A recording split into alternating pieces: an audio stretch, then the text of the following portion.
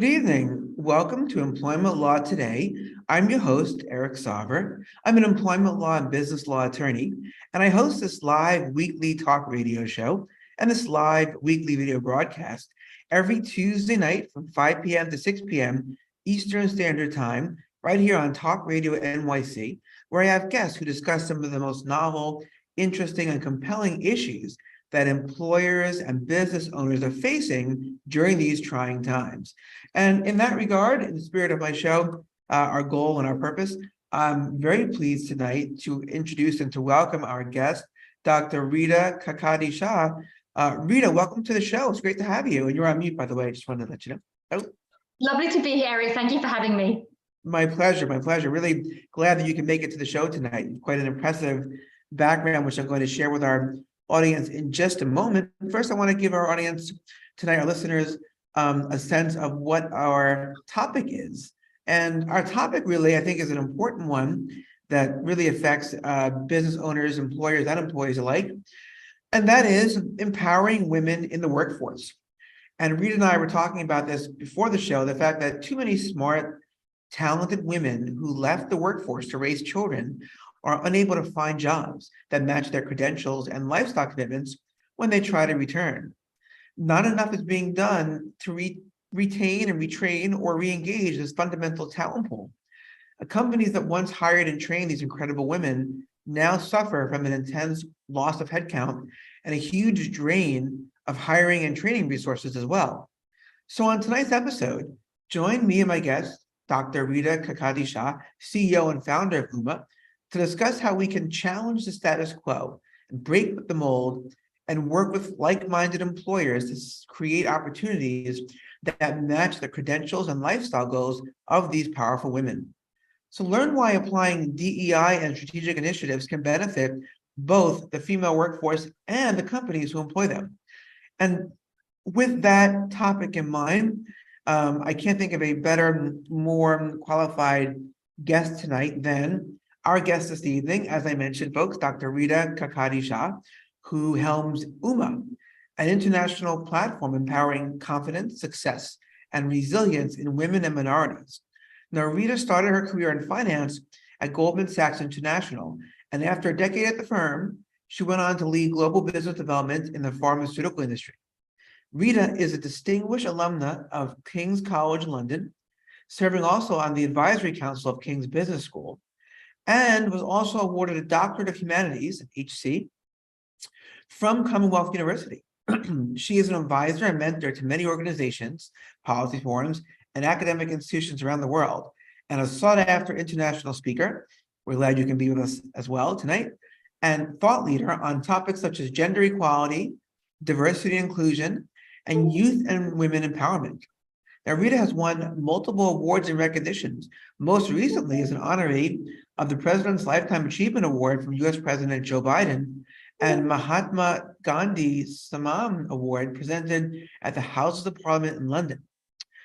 Dr. Kakadi Shah is also the best-selling author of The Goddess of Go-Getting, Your Guide to Confidence, Leadership, and Workplace Success, and has co-authored books on women in business, the UN's SDG 5, diversity and inclusion.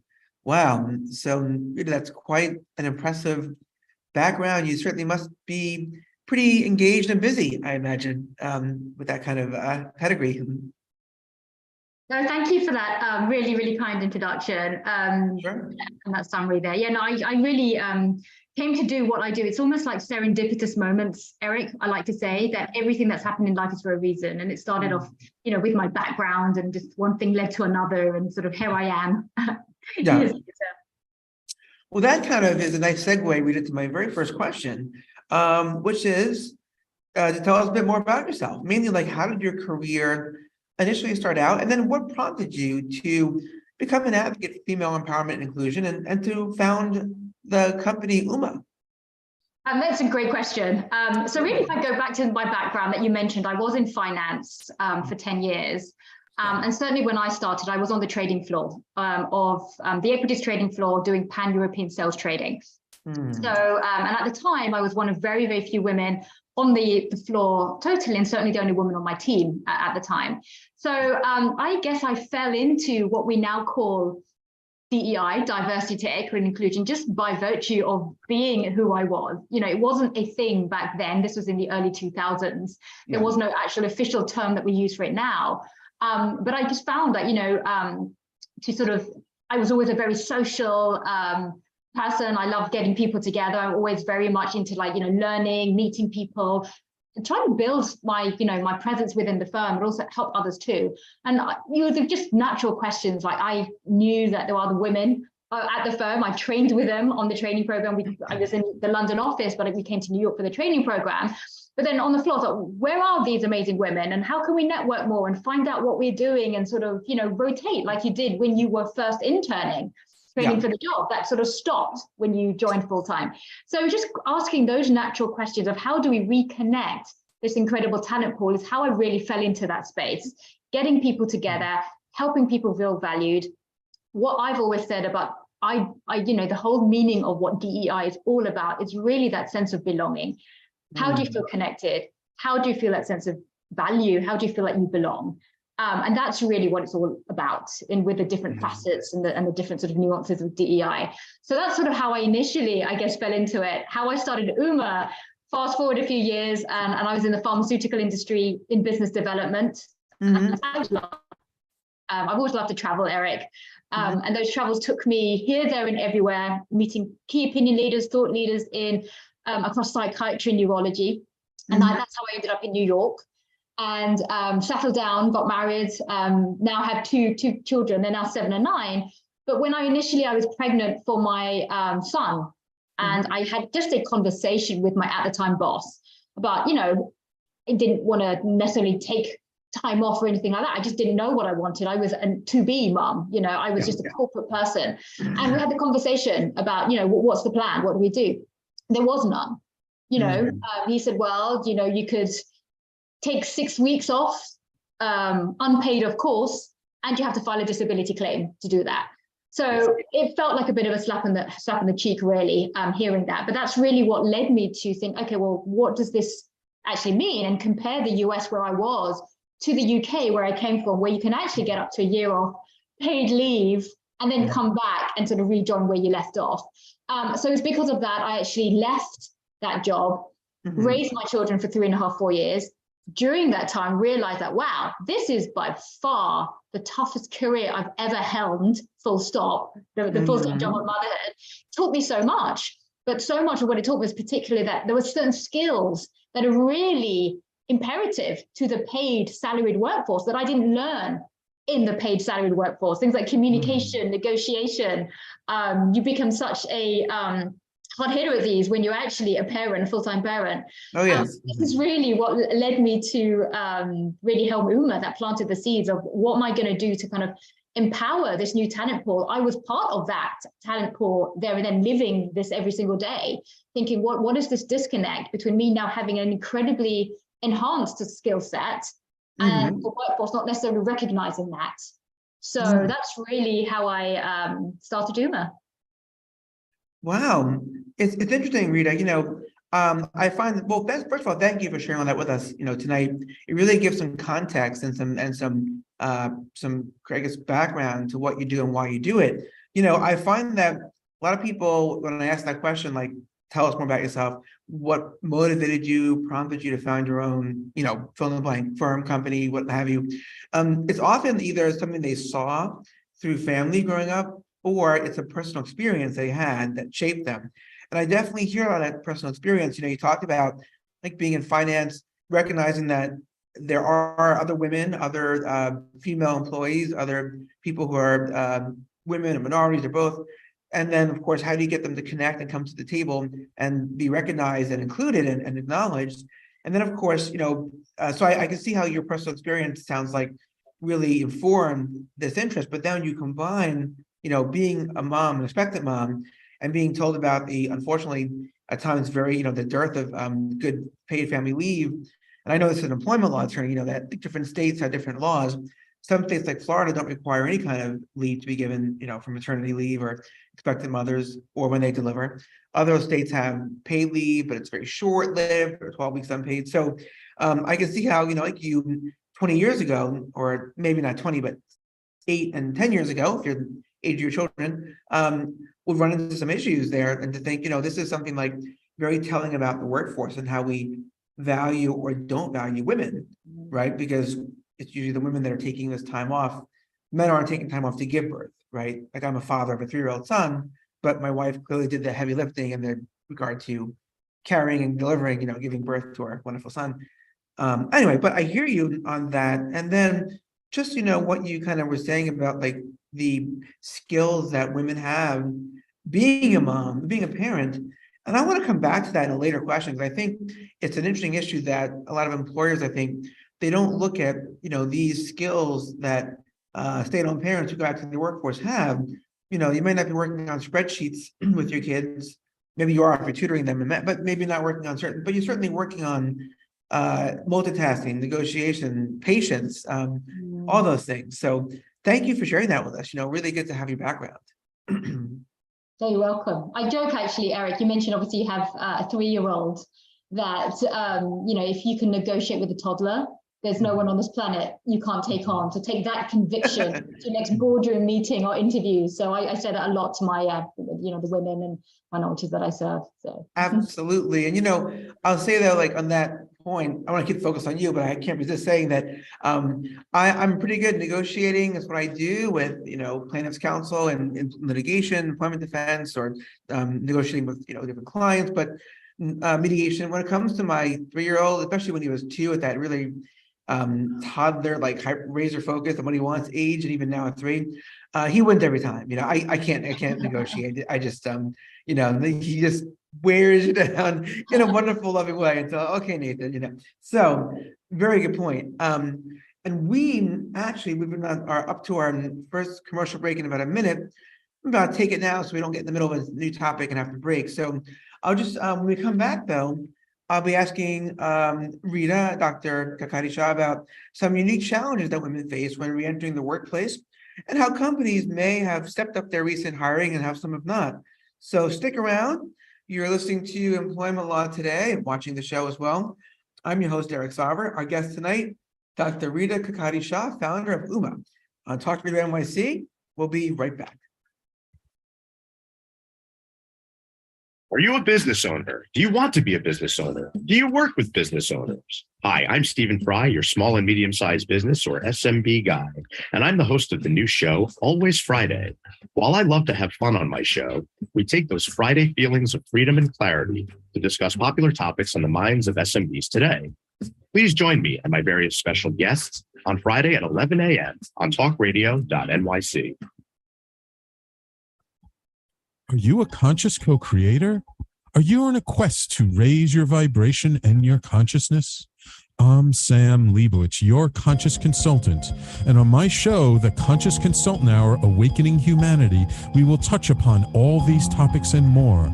Listen live at our new time on Thursdays at 12 noon Eastern Time. That's The Conscious Consultant Hour, Awakening Humanity, Thursdays, 12 noon on TalkRadio.nyc.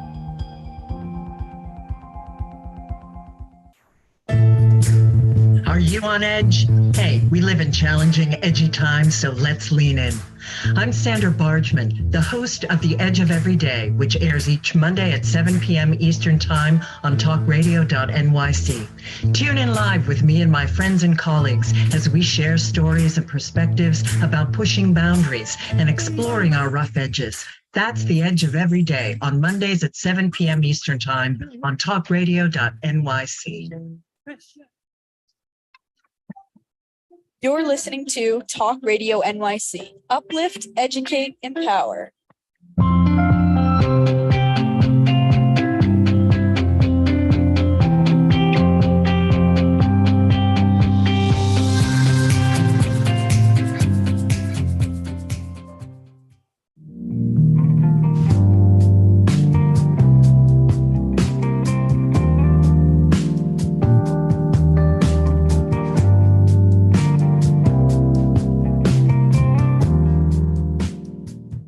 Welcome back to Employment Law Today. I'm your host, Eric Sauver. Our guest tonight on Talk Radio NYC is Dr. Rita Kakari Shah, CEO and founder of UMA, and diversity and inclusion expert and author and really just multi-talented, multifaceted guest with us tonight. So Narita, again, really great to have you on the show. I'm glad you're here tonight with us. Thanks for having me again, Eric. It's been a great show so far. Sure, and we'll keep getting better.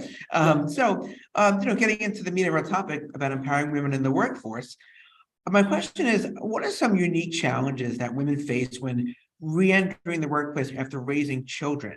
And then the second part of that question is, what detrimental impact do these challenges or obstacles present for both the employer and the employee?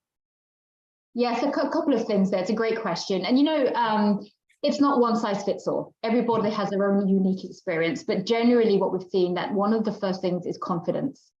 When you have been away from any situation, and this is why at UMA, we don't just say we serve women, we serve women and minorities, because generally anybody from a minority background has felt some level of sort of self-doubt or losing confidence at some point, depending on the situation they're in. So part of that is sort of, where you have lost that confidence because you have to build yourself back up again. And then, hey, if the company made it easier, then it would be a bit of a cyclical kind of process, but it's not always the case. Mm-hmm. So confidence is one thing where, you just have to believe in yourself. So what we do at UMA is we really, really try to focus on that inner belief, that strength, building up the skills and tools, which you already have. We're not actually doing anything that you don't already have. It's just sort of rekindling those sort of memories, those spirits, that passion, that fire, to really bring out your best so that when you go to the next job interview or that meeting or that coffee with somebody, you're just sort of exploring in terms of the next world, you are really out there and giving your best. Mm-hmm. So that's the first thing. The second thing I think is that, notice with a lot of people when they've taken that time off, and this happens with, stay-at-home dads as well. It's not just accumulated to women, but more so women as well, is that you have that natural bond with your children. And naturally, when you go back first to work, you're going from literally being with your kids full time to then a full-time job. You naturally there is no balance in between. So one thing I like to tell companies is that if it's a full-time role that you are, and that the employees actually agree to go back to, then make sure there is some sort of a general sort of ramping up process to gradually get them back used to the hours and also that balance. Trial things out at home, trial things out here so that you can actually get back into it. Because what you don't want is a situation where everybody, both parties sort of looking over their shoulder or checking phones or checking this because there's that level that isn't quite there. So you want to, with anything, when you, any new thing that you do in the workforce, you phase it in. It's the same thing. Phase this in as well. So then that's one point. The other part is a lot of folks, a lot of parents, when they do want to go back, they don't want their previous job again. That's something they've been there, done that. They now want to find more of a balanced lifestyle. And quite often they intentionally pick more fluid hours, more flexibility, some sort of a hybrid work environment as well. So here's the thing, some companies have got with the program and COVID actually helped with that when everybody was forced to work from home. Other companies haven't. And those that haven't have more so seen that they are losing more of this talent pool. There were suddenly folks coming in, now they're not. So it's a little bit of a situation where it's, follow the hints out there and see what's going on. But there's a lot out there that companies could be doing to better compromise and form a relationship with the employee coming back. Yeah, it's interesting, Rita. I mean, what I hear you saying about some of the unique challenges women face coming back to the workforce, I definitely, and you mentioned, to your point, minorities, people in minority class, well, not just women, but also anyone that's, that's historically overlooked or not brought to the table. I hear the confidence challenge, right? Perhaps the crisis of confidence, the loss of confidence. I imagine that must manifest as, like I've been out of the workforce for a long time. Can I still do this? Do I know what I'm doing? Or does my employer believe in me? So I hear that challenge. And of course, you mentioned other obstacles, including, that the missing of one's children as a mother and arguably a stay-at-home dad too, but keeping the focus on women. And that's our topic tonight. A mom who's home with their child or children or kids, and then goes back to work full time. I hear you saying there's a challenge there. So it needs to be sort of ramped up right gradually. It needs to have some kind of a stepping into the role. And also just the idea of, building up confidence. So I hear that challenge women face. And I also heard in your answer a little bit about the detrimental impact that these obstacles can have for the employer as well, which has to do with loss of the talent pool, if they're not accommodating and flexible. And I think we're seeing that a lot, post-pandemic with the Great Resignation, with quiet quitting, with the Great Reshuffle, whatever you want to call it, where people who are not getting their life balance, their work-life balance needs met by their employers are phoning it in or looking elsewhere. So good to hear that from you, to hear that your perspective on that. Yeah, no, absolutely. So a lot of it is just, a matter of trying to kind of sit down and figure it out. Because I mean, if you look at the pandemic that we just come through, and the McKinsey study quoted quite a lot, where it kind of showed that 1 in 4 women, men as well, but more so women, were leaving the workforce while working from home. So actually, you put the foot on the other shoe and think, what's actually kind of going on here? And the reason for that is actually the breakdown of responsibilities and the imbalance, not just, we look at the workplace a lot, but also there's imbalances going on at home as well. So it's not just a matter of saying that, okay, great, we're going to make everyone hybrid again or have more flexibility and everything is all well. That's not the case. It's a situation where there is a compromise, not just in the workplace, but there has to be some sort of a balance at home as well. Communication is at the center of all of this. You've got to communicate not just with your boss, but communicate with your partner and whoever is your support network and family at home, because this is all part of it. How you communicate that. How do you get tasks done? Are you splitting them up equally? Are you trying to take it on board yourself? Are you too much of a perfectionist at home? A lot of my clients, women say this, that actually we are. There's something I like to bring up actually, Eric, because in the workforce, women bring up the term a lot of one of the reasons they lose that confidence is when they go to a board meeting or they go to a team meeting, they talk about their idea and they use the term mansplaining a lot, right? We just get mansplained to, so we just give up after a while. And for those that don't know, it's where somebody's given a thought. Typically, a male comes along, paraphrases it, and then seems to take credit for that idea. So I was actually chatting to some men the other day at at a party about a similar concept and just about sort of doing household activities. And they said, well, we don't want to be women-splained to. And I was like, that's interesting you said that. What do you mean by that? And I said, well, it's a little bit of the reverse in the sense that, we also have to, similarly in the workplace, how everybody has to, no matter what their background, think, okay, we have a new folks coming into the workforce. We've got to sort of balance this out and let everyone do it in their own style. Similarly, home, wherever your workplace is, you've also got to share a little bit more as well without sort of, let things go as well. So I talk about a lot of having balance. And the reason I talk about gender equality is because it's not one gender over another. It's everybody needs to work together for this to happen. Men, women, however you identify, workplace and home and society, everything needs to work together. This is a communication by all segments of society here. Yes, absolutely. I mean, I think that's really good. Those are some good points, Uma. Rita from Uma. Some great points. One about the work-life home balance at this transition for women coming back to the workforce and for companies, bringing them back. There needs to be that balance in how they talk to their families, their support group, their support network, rather, right? Their home and their work. That's more than just a simple fix of, you're hybrid twice a week, you come in 3 days a week or something like that, or vice versa. But also the idea of gender equality and gender equity, right? Because I've heard the difference between, equity and equality. Sometimes equality, people think, well, okay, this policy is exactly equal for, let's say, this white man and black woman, but that might not be equitable if the policy has a disparate impact on, let's say, women. So if you're in a field, let's say, that traditionally hired men, and they go by seniority in raises, they say, listen, this is very equal. You both had, how many years you have working, that's what you get in terms of your raise. But if the company historically didn't promote or hire women, then it's not equity, right? So sometimes equity involves a difference between like having the identical equal terms. But your point also is about, like the fact that there needs to be like a recognition in the workforce of the need for, equality and for a place at the table for women. I think it's very important that you kind of bring that up, Yeah, yeah. And to your point, actually, Eric, when you talk about, pay rises and things and equity versus equality, Yeah. This is something that comes up a lot. Like, how do you ask for those pay rises? What do you do in that sort of situation? If you are having been equality, you say, well, everybody can go to the next 360-degree review meeting and they can ask. We've been equal. We're letting everyone do that. Do you have any other questions? What would you like to do? Are you happy with this? That's being kind of equal in that sense. But what research shows that women are less likely to do that.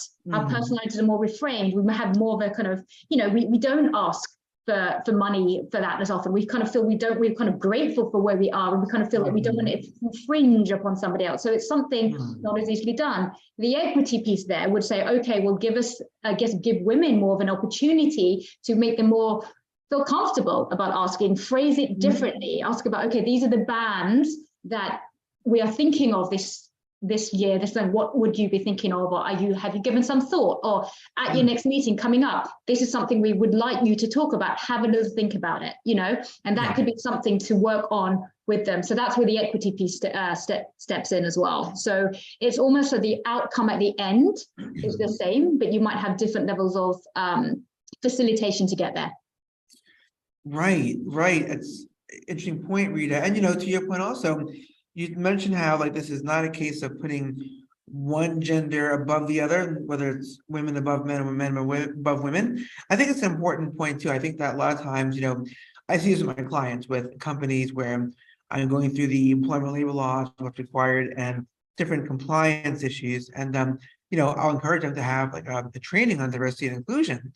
And some really believe that DEI initiatives mean that something's being taken away from the employer and given to the employees, at the employer's expense, right?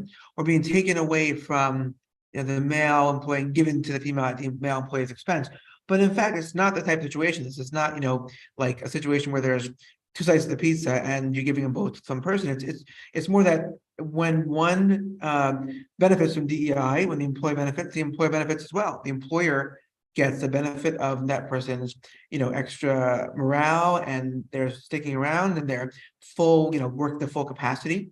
So I think it's important. I think a lot of times, when companies kind of bristle at the idea of, we're being asked to do this diversity and inclusion, initiative, there goes our fill in the blank, profit, whatever. And in fact, I think it's a win-win. And I think that's something that, part of what we're trying to talk about today in our show. Yes. So I'd love to discuss that more, actually, because that is something that is 100%, you've hit the nail on the head there, where a lot of people, it can be divisive if it's not communicated properly, to your point. Absolutely, Rita, absolutely. So we are at our next commercial break just about now. So I think it's a nice breaking point. We can come back and when the next half of the show, I'll be asking Rita about some proactive steps that companies can take to provide opportunities to women and working moms in terms of promotions, new jobs. We'll talk more about hiring criteria being reevaluated, and lastly about Rita's company, UMA. So folks, you're listening to and watching Employment Law Today on Talk Radio NYC. I'm still your host, Eric Sauver, employment law business law attorney here in New York City. Our guest tonight, Dr. Rita Kakati Shah, a founder of UMA. Stick around, we'll be right back. Are you passionate about the conversation around racism? Hi, I'm Reverend Dr. TLC, host of the Dismantle Racism Show, which airs every Thursday at 11 a.m. Eastern on TalkRadio.nyc. Join me and my amazing guests as we discuss ways to uncover, dismantle, and eradicate racism. That's Thursdays at 11 o'clock a.m. on TalkRadio.nyc. Are you a small business trying to navigate the COVID-19 related employment laws?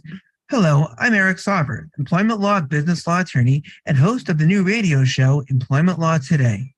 On my show, we'll have guests to discuss the common employment law challenges business owners are facing during these trying times. Tune in on Tuesday evenings from 5 p.m. to 6 p.m. Eastern Time on TalkRadio.nyc.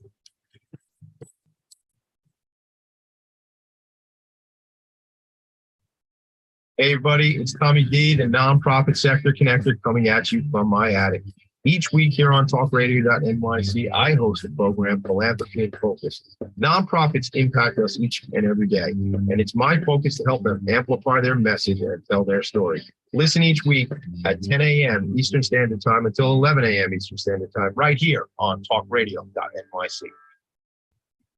You're listening to Talk Radio NYC at www.talkradio.nyc. Now broadcasting 24 hours a day.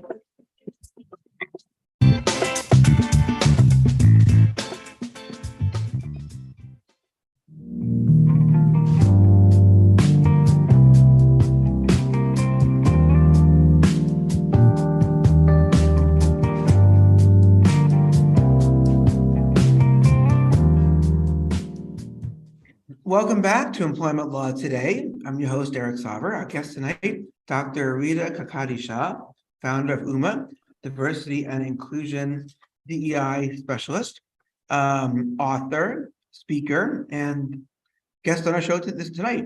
So we're talking about empowering women in the workforce and UMA, which is Rita's company and what they do. And, you know, Rita, I think we have some great points we've covered so far. And I want to ask you a little bit more about companies, like what you've seen in terms of like which companies do you think have recently stepped up in their hiring and training initiatives towards hiring working mothers or women re-entering the workforce? And have you seen any companies that have dropped the ball in this regard? You know, it's a great question. I think a great example would be actually going back from, you know, the post-pandemic, you know, during the pandemic, where companies, everyone started working from home or, you know, closed the doors depending on where they were. And then those that went hybrid, stayed hybrid, those that sort of deemed folks come back full time or no time, which is what folks are using these days is an expression. And you can do it by industry. So there are certain industries that, you know, felt that it's much better to be in the office because of the way it's done. Finance, my first career after I graduated from university is one example where most cases they're actually asking folks that are on some sort of a trading system to come back in to meet their colleagues. And then similarly, you're getting the same fallout that happened before. You're getting, if you look at the statistics, it's much fewer women than men, you know, going back in those cases. But then there's different areas within finance. If you look on balance, you could argue in different areas. So in a way, with anything statistical, you can always sort of, you know, go one way or the other. So I think it depends on the area it is. Similarly with certain areas, such as academia, for example, there's actually quite a good hybrid structure. Right now, I do work quite closely in academia as well. And I see a lot where you are either sort of in person, but you can also work remotely or hybrid as well. And both are very welcomed. And people are just having to be more innovative in how they work, how they conduct meetings, team meetings, short ones, small ones, versus bigger town hall type meetings, and how they do it efficiently and keeping people sort of engaged via an online mechanism. And I think that's been mostly it, really. If you had literally that silver bullet for how you're going to be able to keep everyone engaged from a remote setting, there would be actually less of an issue for wanting to, you know, why people should actually physically have to be in the office. It's about level of engagement. Is it, you know, productivity? Ultimately, from a business perspective, what is that level of productivity? Are they getting the profits they want? And if they think they're getting it from both mechanisms, they're less likely to change. If they think they're not, such as trading, for example, then they're more likely to say, okay, we need to get you back because we've seen a big stark difference in productivity here. And that's ultimately what businesses are doing. So I think it really depends on the industry. And then within that, the level of flexibility. After the pandemic, companies are more likely to see, I would say, the benefits of, you know, allowing this hybrid modality. And it's not just women, men and women are like, you know what, why am I going to commute for 2 hours on a train when actually I can get a lot more done here? I can just log in that bit early because I'm not sitting on a train or whatever it is. So they're actually pushing back too. Similarly, in newer generations that are coming in, they say no as well. We have a big movement now towards, you know, mental health, wellness, and sort of saying no to these demands that I came through. I came through, you know, in the 2000s where hours were long. And hours are still long in different ways, but there's a lot more balance now. And I think as incoming employers are starting to push back as well, that is also shifting the needle of how internally employers are dealing with this as well. It's interesting, Rita, because what you're saying, and you just made the point as well that I was thinking when you said it. You talk of the hybrid initiative and work-life balance and reducing the commute and shorter meetings.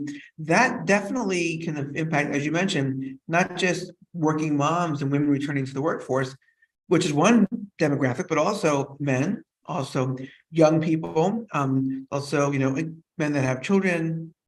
Women that have children, people that are single, whoever the case may be. I think that we're definitely seeing this push towards, work-life balance and also towards productivity in whatever way it can be accomplished. And I think you're right that, there needs to be, I think that actually has an impact on working moms, because if you're home, you can do more with your children and maybe have a home office set up.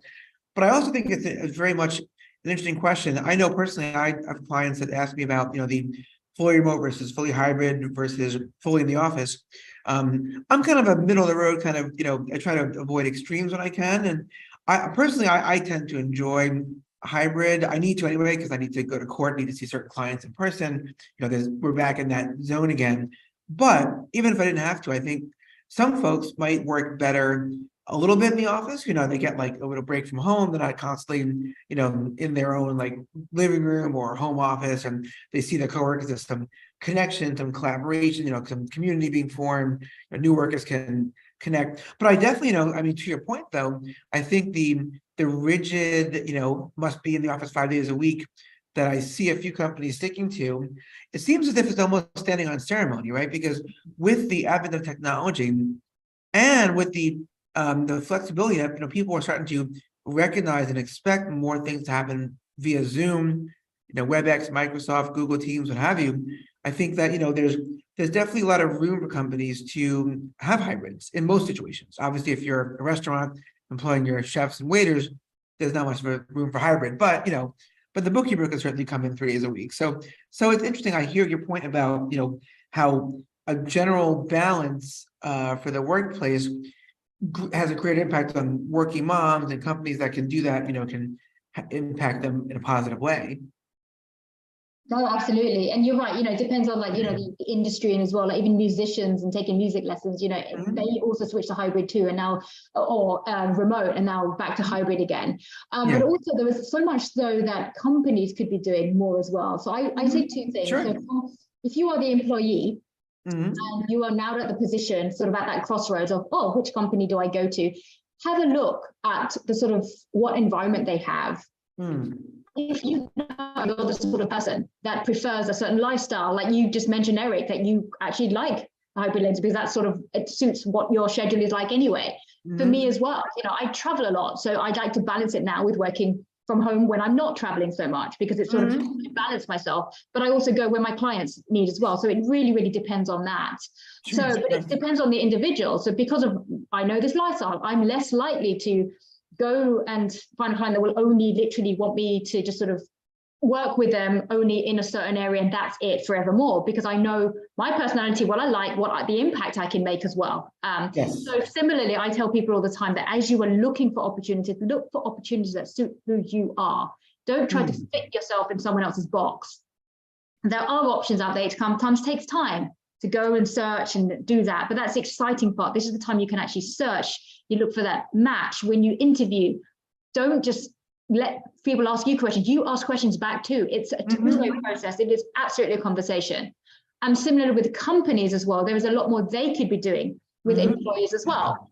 So for example, if you are in the office and for example, there is a mother coming back, or somebody's coming back from some sort of leave, or coming back from military service, or whatever that background is, and their boss, and this is actually a real life situation where I actually had a manager, one of my clients, come to me and said, look, Rita, I need your help. I need Uma's help here because, I did everything I could. This person was returning to the workforce. She'd been away for a little while. I did everything I could. I let her leave at like 3:30 every day or 3 o'clock every day so she could go pick up her kids. And I had 2 people leave. What's going on? So one thing, and I talk about this in my book, I talk about is the decency quotient. So one thing that companies can do more, leaders can do more, is exercise that decency quotient. The DQ, I like to say, is the genuine desire to do right by others.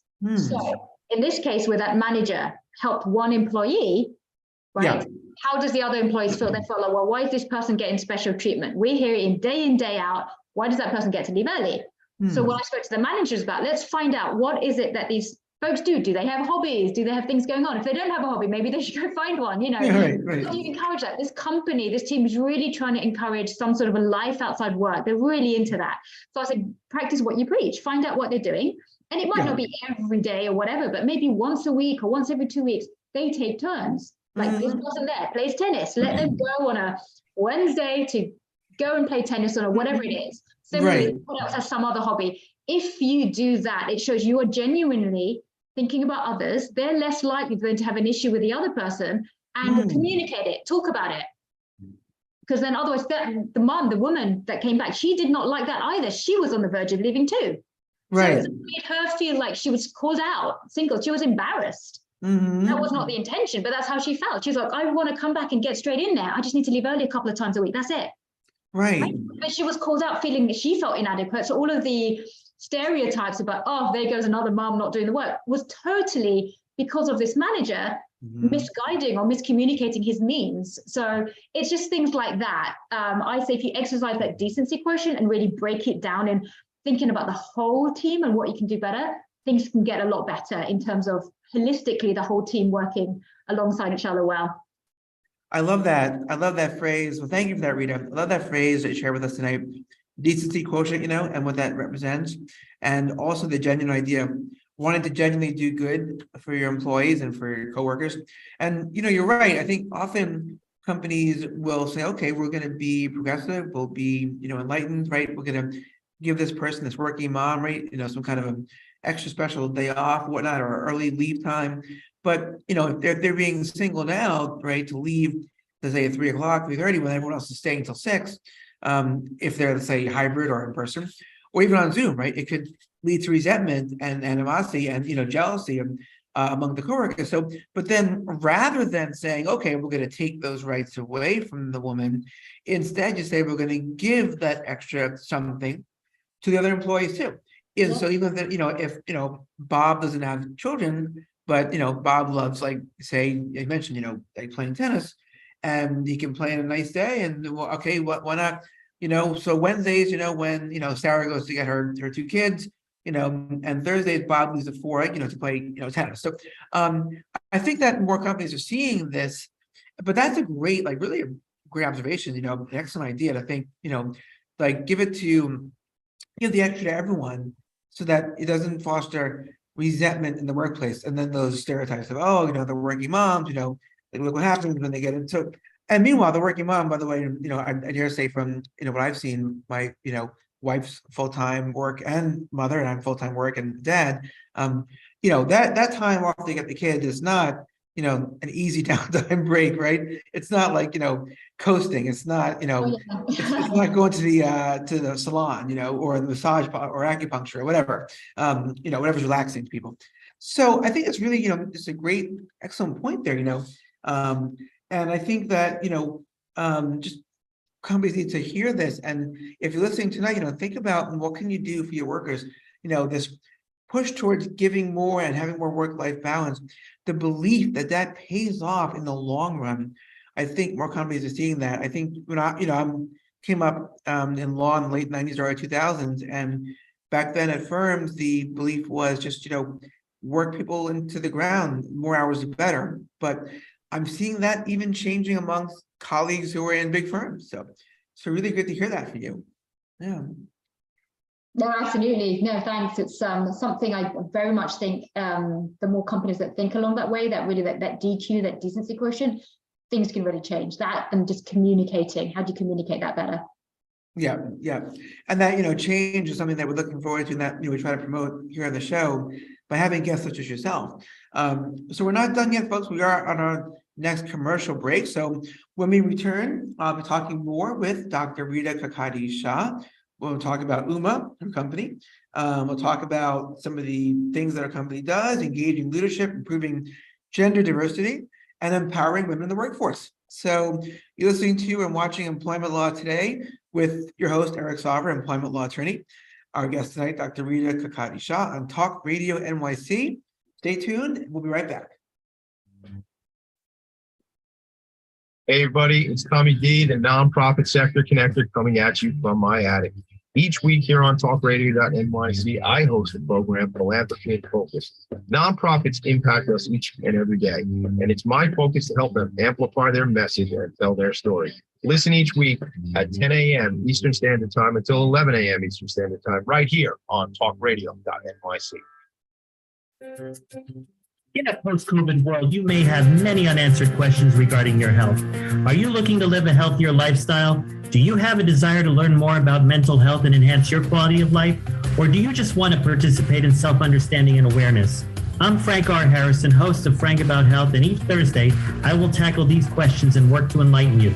Tune in every Thursday at 5 p.m. on TalkRadio.nyc, and I will be frank about health to advocate for all of us.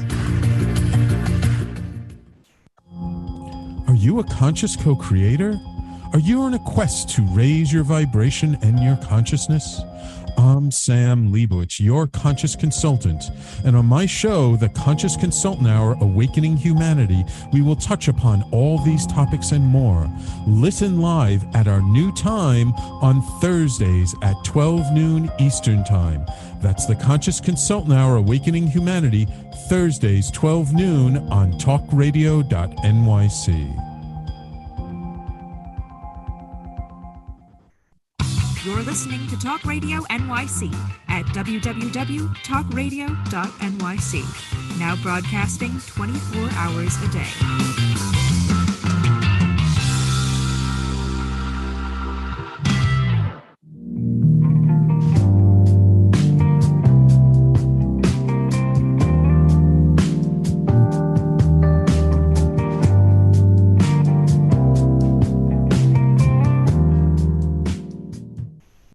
Welcome back to Employment Law Today. I'm your host, Eric Sauber. Our guest tonight, Dr. Rita Kakati Shah. We're here live on Talk Radio NYC. And Rita, really just great conversation tonight, talking about empowering women in the workplace, talking about DEI initiatives, talking about the concept of equity and equality, and about balance, work-life balance, what companies are doing correctly, what they're not doing correctly, and just the challenges that working moms face and women in the workforce face in terms of confidence, in terms of missing their children, and in terms of just ramping back up. So it kind of brings me full circle to the intro where I talked about you and your company. I guess my question for you is, if you could tell us a little bit more about UMA, mainly like how do you engage with leadership and improve gender diversity and female empowerment in the workplace? Great. Well, thank you for asking. And it's been such a pleasure being here today with you, Eric. Sure. So thank you again. So UMA is really a strategic consultancy, I like to think of it, a platform that's an international platform. We don't just work in the US market, headquartered in New York, but we have offices in LA, in London, across different cities in India as well. So, and it really is a strategic platform that works with multinational companies, it works across academia, it works across policy forums as well. So it's really sort of going in there. I like to sort of think about having that initial conversation with companies about what is actually going on, like almost like a fly on the wall. I would say 7 out of 10 times, Eric, when I get a call, when UMA gets a call about an issue, it's quite widely. We have a DEI issue. Can you do this? Unconscious bias training, or can you do this, or can you do that? And I would say 7 out of 10 times, the actual root cause is something completely different. Mm-hmm. So we try to figure out where is actually the leak coming from, rather than let's just stick a Band-Aid on and just give the training they're asking for. Quite often, yes, we will end up doing that at some points, but we want to get to the root of it first, because the whole point is to come in and actually going back to a couple of questions ago where you mentioned just the purpose of DEI training. Our training, the whole point is to bring people together. Mm-hmm. It's not to break communities apart. It's not to people to think, oh gosh, here we go again. It's really to think about, at the end of the day, everybody, no matter what your background is, needs to feel like this is the place they want to come to work. They're happy about it. They want to feel valued. If you look at statistics, 79% of people, according to Career Builder, when they leave the workforce, they've quoted, 79% have quoted it's because they don't feel valued, right? So you can dangle a paycheck in front of them, a bonus at that point. You can even put a promotion in front of them, but at that point, the damage is done. It's too sour. If somebody, it could be something little, like you go into a manager's office. Fine, they're busy, everyone's busy, but little things like you put your phone down, you stop writing and you look at somebody or you smile at someone where you say hi, that can make the difference with somebody's experience and their willingness to feel valued in that and wanted to stay in that company. So it's just little things like that that we really, really try to practice ultimately to get out in the training we do. You know, the diversity is making sure all voices feel that, you know, the equity or equality piece, depending on the company, they both use, you know, interchangeably both definitions of either equity or equality there, is literally try to kind of ascertain that balance and making sure everyone is getting to the same ultimate endpoint. And then the inclusion piece is really about that belonging.